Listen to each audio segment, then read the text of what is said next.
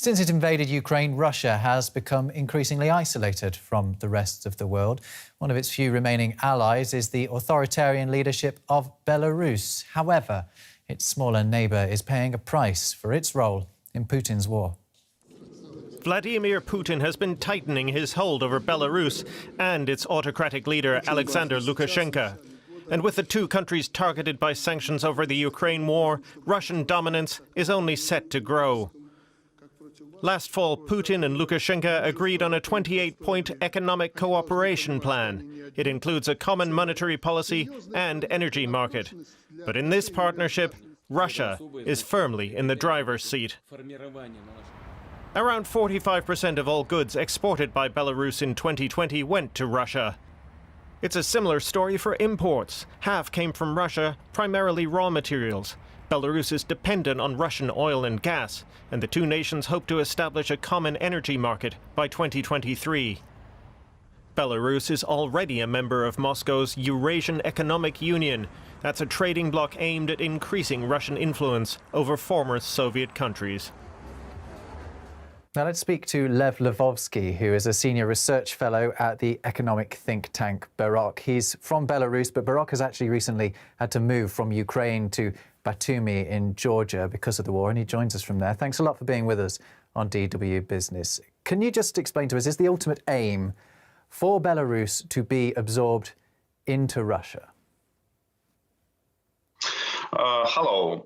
Well, the thing is that after Alexander Lukashenko lost elections in 2020, he had to make several steps. Each one of them was basically trading sovereignty of Belarus for Russian support. The reason is that the last international friend of Alexander Lukashenko is President of Russia, Vladimir Putin, and therefore it looks like that Alexander Lukashenko does not have any other options. So does this ever closer union between Russia and Belarus, is that something that's welcomed by Belarusians? No, I don't think so. Most of Belarusians actually want to live in a separate country, although, at least before the war, the general attitude towards Russians were rather positive. But still, Belarusians always wanted to live in a separate country.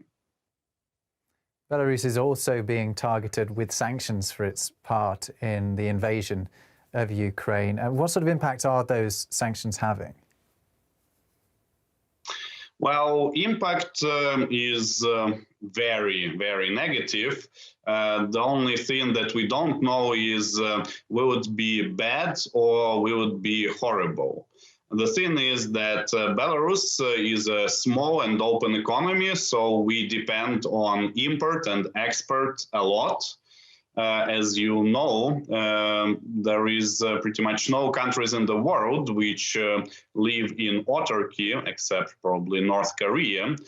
So in most of Belarus production, we use inputs which are imported, and we heavily depend on export. Even worse, one of our most important trade partners is Ukraine, and now since attacks on Ukraine are made also from the territory of Belarus, we will probably lose this line of export for years. And is Belarus therefore in really an impossible position, because not only does it still need to trade with the rest of Europe and would like to with Ukraine, but also Lukashenko wants to stay close to Vladimir Putin. I mean, what are the options? Does Belarus just have to suffer the sanctions? Unfortunately, I think so. The thing is that, of course, it is very easy, technically, for Belarus to get rid of sanctions. Belarus just has to be neutral, has to stop Russia from using its territory to attack Ukraine, to bring tanks which then go to Kiev. But it looks like that Alexander Lukashenko cannot tell Vladimir Putin that Belarus will actually be neutral. He is trying to confirm this Belarusian neutrality to other parties. He proposes Belarus to be a place where peace talks can happen.